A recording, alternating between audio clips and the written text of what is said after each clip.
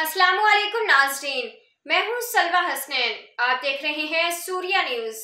आइए नजर डालते हैं आज की अहम खबरों पर।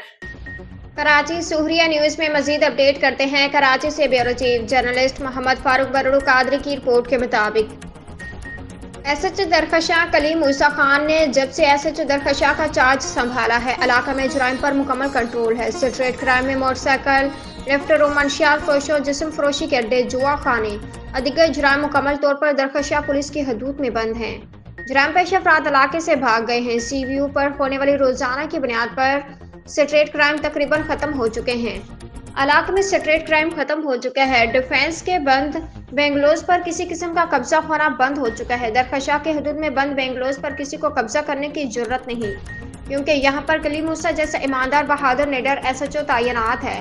दरखशां पुलिस स्टेशन के हदूद में रहने वाले मुअज़्ज़िज़ शहरी कलीम मूसा के SHO दरखशां तैनाती के बाद सुकून की नींद सोते हैं।